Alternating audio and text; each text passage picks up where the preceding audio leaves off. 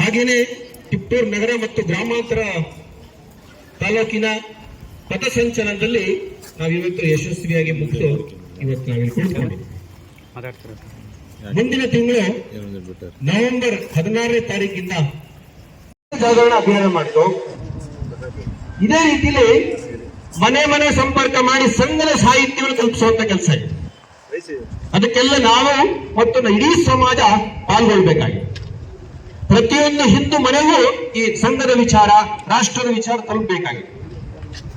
ಅದಕ್ಕೆ ಬೇಕಾದಂತ ಸಾಹಿತ್ಯ, ಭಾರತ್ ಮಾತೆ ಚಿತ್ರ ಇರುವಂತಹ ಸ್ಟಿಕ್ಕರ್ಗಳು, ಪೋಸ್ಟರ್ಗಳು ಬರ್ತದೆ. ಪ್ರತಿಯೊಂದು ಮನೆಗೂ ತಲುಪಿಸುವಂತ ಕೆಲಸ ನಮ್ದಾಗಿದೆ. ಜನವರಿಯಲ್ಲಿ, ಮುಂದಿನ ವರ್ಷ ಜನವರಿ ಆ ತಿಂಗಳಲ್ಲಿ ಪ್ರತಿಯೊಂದು ಮಂಡಲ ಪಂಚಾಯತಿಗಳಲ್ಲಿ ಹಿಂದೂ ಸಮಾವೇಶ, ಇಡೀ ಸಮಾಜವೇ ಎದ್ದು ನಿಂತು ಆ ಕಾರ್ಯಕ್ರಮಗಳನ್ನ ಮಾಡಬೇಕು. ಆಯಾ ಮಂಡಲಗಳಲ್ಲಿ ಅದನ್ನ ಯೋಜನೆ ಮಾಡುವಂಥದ್ದಿದೆ. ತದನಂತರ 2 ಕಾರ್ಯಕ್ರಮಗಳಿದೆ. ಅದು ಪ್ರಬುದ್ಧರ ಗೋಷ್ಠಿ, ಹಿರಿಯ ನಾಗರಿಕರ ಗೋಷ್ಠಿ, ಸಾಹಿತಿಗಳು, ಈ ತರದೆಲ್ಲ ಜೋಡಿಸ್ಕೊಂಡು ಮಾಡುವಂತ 2 ಕಾರ್ಯಕ್ರಮಗಳಿದೆ. ಇದೆಲ್ಲವೂ ಚೆನ್ನಾಗಿ ಆಗ್ಬೇಕು ಅಂದ್ರೆ ನಾವು ಈಗ ನಮ್ಮ ಮನೆಗಳಲ್ಲಿ ಕಾರ್ಯಕ್ರಮ ಮಾಡಿದೀವಿ, ನಮ್ಮ ಗ್ರಾಮಗಳಲ್ಲಿ ಮಾಡಿದೀವಿ, ನಮ್ಮ ಮಂಡಲಗಳು ಅಂತ ಹೇಳ್ತೀವಿ. ಇದು ತುರ್ತಾಗಿ ನಾವು ಎಲ್ಲಾ ಗ್ರಾಮಗಳಲ್ಲೂ ಆಗ್ಲೇಬೇಕು. ಇನ್ನು ನಮ್ಮ ಶಕ್ತಿ ಇದೆ, ನಮಗೆ ಸಂಪರ್ಕ ಇದೆ, ನಮಗೆ ಸಮಯ ಇದೆ, ನಿತ್ಯ ಸೇರುವಂತದ್ದು. ದಿನ ಸಂಜೆ ನಾವು ಹಾಲು ಹಾಕಿದ ಮೇಲೆ ಏನ್ ಕೆಲಸ ಇರುತ್ತೆ, 1 ಗಂಟೆ ನಾವು ಒಳ್ಳೆ ವಿಷಯಕ್ಕಾಗಿ ಸೇರುವಂತದ್ದು. ಅದಕ್ಕೆ ಶಾಖೆ ಅಂತ ಹೇಳ್ತೀವಿ. ಒಂದಷ್ಟು ಆಟಗಳು, ಒಂದಷ್ಟು ಯೋಗಾಸನಗಳು ದಿನತ್ಯ ಮಾಡೋದಕ್ಕೆ ಶಾಖೆ ಅಂತ ಹೇಳಿ, ಅದು ತುರ್ತಾಗಿ ಆಗಬೇಕಾಗಿರುವಂತ ಕೆಲಸ.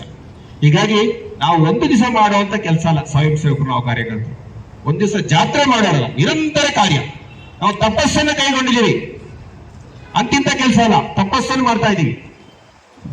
ಹಾಗಾಗಿ ಇವತ್ತು 1925 ಹುಟ್ಟಿದಂತ ಕೇವಲ 17 ಜನ ಕಾರ್ಯಕರ್ತರು ನಿರ್ಮಾಣ ಮಾಡಿರುವಂತಹ ಸಂಘಟನೆ ಇವತ್ತು ಕೋಟ್ಯಾಂತರ ಜನ ಸ್ವಯಂ ಸೇವಕರಾಗಿ ತನ್ನ ಸೇವೆನ ಜೀವನವನ್ನು ಎಲ್ಲವನ್ನು ಕೊಟ್ಟಿದ್ದಾರೆ, ಮಾಡುವಂತ ವ್ಯಕ್ತಿಗಳಿದ್ದಾರೆ.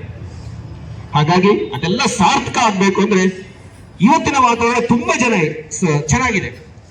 ಸಮಾಜ ನಮ್ಮನ್ನು ಕೇಳ್ತಾ ಇದೆ. ಯಾವುದೇ ತುರ್ತು ಸಂದರ್ಭದಲ್ಲಿ ನಮ್ಮನ್ನು ಅಪೇಕ್ಷೆ ಬರುತ್ತೆ. ಯಾರು ಕೇಳೋಕ್ಕಿಂತ ಮುಂಚೆ ಸಂಘ ಹೋಗಿ ಅಲ್ಲಿ ಕಾರ್ಯವನ್ನು ಮಾಡ್ತಿರ್ತೇವೆ, ಸೇವಾ ಕಾರ್ಯಗಳು ಮಾಡ್ತಿರ್ತೇವೆ. ಹೇಗಾಗುತ್ತೆ? ನಮ್ಮ ನಿತ್ಯ ಶಾಖೆ ಸಂಸ್ಕಾರ ಇದನ್ನ ಕೊಡೋ ಮುಖಾಂತರ. ಹಾಗಾಗಿ ನಮ್ಮ ಮಂಡಲಗಳಲ್ಲಿ ನಾವು ಸೇರುವಂಥದ್ದು ಇರ್ತದೆ.